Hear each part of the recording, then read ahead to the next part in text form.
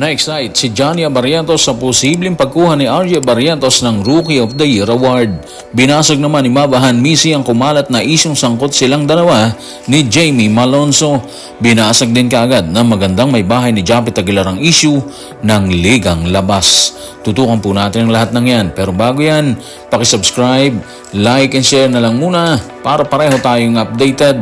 Sa kasalukuyan ay hindi pa sumasalang ang Barangay Ginebra sa laban. Base sa report, babalik ang grupo ni RJ Abarrientos sa bakbakan sa April 23 para harapin ng terapirma. Sa kasalukuyan ay sinasabing nangunguna na si RJ para makuha ang Rookie of the Year Award na tila nagbibigay ng pananabik sa tiyuhin nito na si Johnny Abarrientos. Tanong, ano nga ba ang pakiramdam ni Johnny A sa isyong yan? Tutukan natin ang mga sinabi niya sa report ni Ruben Terrado sa Spin. God willing, sana mabigyan siya ng chance kasi ako yun ang regret ko eh. Yun yung award na hindi ko nakuha na hoping ako, pero ganun talaga. Hindi naman lahat ibibigay ng Lord sa iyo yan. Kung makukuha niya, definitely good for us kasi nakapag-Rookie of the Year na siya sa KBL. Why not? God willing, sana makuha niya. Parang given naman na siguro yun na may excite talaga si Johnny Abarrientos. Pride kasi yun eh. Tapos 2 beses pa kung sakali. Alam naman natin na nauna nang nag-Rookie of the Year si RJ Abarrientos dito sa KBL bago siya tumulak sa Japan B-League. At ngayon, andito siya sa PBA. Medyo hindi na rin nakakagulat yun kasi may kakayahan naman talaga si RJ sa bakbakan. Sa ngayon, meron siyang average na 13.4 points, 2.8 rebounds at 4.3 assists. Sa Commissioner's Cup po yan matapos yumukod sa TNT Tropang 5G ni Coach Chot Reyes. Batang-bata pa si RJ, 25 years old. Marami pa siyang makukuha dito kung sakali kung magtuloy-tuloy lang ang ganda ng kanyang laro. Kung magiging consistent siya sa laban, and naniniwala din tayo na isang araw, makikita natin siya ulit sa Gilas, Pilipinas.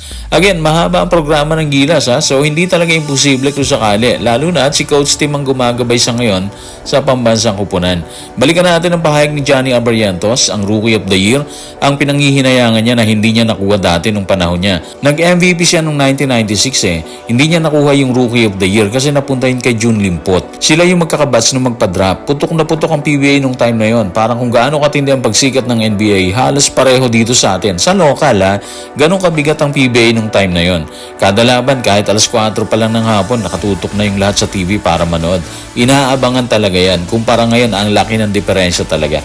Ibang-iba na talaga yung panahon ngayon. Kung tila umaasa si Johnny Abarrientos na makuha ni RJ ang Rookie of the Year Award ngayong taon, binasag naman ni Maverick Ahanmisi ang isyong kumakalat online. Matatandang kumalat sa isang site ang balitang hindi umano dumalo sa practice ng Barangay Ginebra si Mav at si Jamie Malonzo para paghandaan ang sagupaan ng terapirma at Ginebra. At para kay Mav, wala itong katotohanan. Narito ang report. Tutukan natin ang mga sinabi niya sa report ng Fast Break sa fastbreak.com. Sa akin balita yan kasi alala ko pa talagang pagbaba namin sa Manila nung umaga ng April 14 para lang sumakto sa practice. Gumagawa lang ang mga tao ng pag-uusapan para ipakalat Basag yung issue, di ba? Totoo naman kasi na minsan gumagawa talaga ang iba ng issue para lang may pag-usapan tapos ipapakalat nila yan. Ang bilis pa naman kumalat ngayon ng ganitong chismis. Anyway, isa lang ang ibig sabihin ni Mabahan Misi. Bukod sa walang katotohanan yung issue, sinasabi niya na walang anumang isyong dapat ayusin sa loob ng Barangay Ginebra.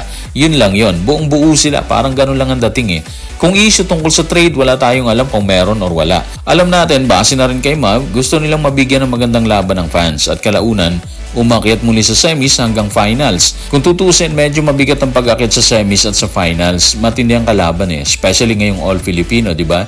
Yung Meralco, hindi basta bibigay yan. Yung Magnolia, nangunguna sila ngayon. 3-0 na sila.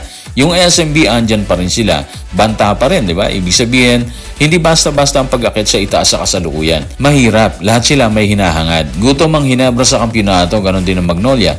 Kasama dun yung SMB yung TNT Tropang 5G ni Coach Chot, hangad naman nila yung Grand Slam. So dito pa lang sa mga rason na to, parang ang hirap-hirap ng aakyatin ng alinmang kupunan. May pipigil kasi sa kanila at pipilitin silang maibaba ng makakalaban nilang grupo bago nila marating ang gusto nilang marating. Habang nilinaw kaagad ni Mabahan Misi ang issue, kaagad ding umaksyon at nagpaliwanag si Cassandra Naidas Aguilar sa video na pinost nito online kung saan makikitang naglalaro ang asawang si Japet Aguilar. Ayon kay Mrs. Aguilar, hindi ito ligang labas, hindi rin umanubayad ang kanyang asawa sa nasabing laban. Narito ang kanyang paliwanag. Tutukan natin ang mga sinabi niya sa kanyang official Facebook account. Lilinawin ko lang hindi ito ligang labas, hindi ito bayad. Kahit yung hotel at flights ay mula sa aming bulsa. Pero mahalaga kay Japet ang mainit na pagtanggap ni Michael at ng kanyang grupo sa kanilang hometown. Thank you din sa lahat ng pasalubong na lokal na kakanin. So para hindi na lumaki yung sunog, di ba? Bawal kasi ang ligang labas Hindi tinotolerate ng PBA yan. Kumbaga mabuti na yung malinaw kagad kaysa naman gawan pa ng kung ano-anong issue na hindi naman talaga totoo. Yun yung purpose ng magandang may bahay ni Japet Aguilar. Base rin sa kanyang pahayag, matalik na magkaibigan yung dalawa, si Michael at si Japet. So normal naman talaga na magkaroon ng bonding yung dalawa. Tapos yung issue, again, babalik ang Barangay Ginebra sa April 23 kalaban ng Terrafirma. Tapos susunod na kalaban nilang SMB sa April 25 sa ganap na 7:30 ng gabi. So guys, maraming salamat.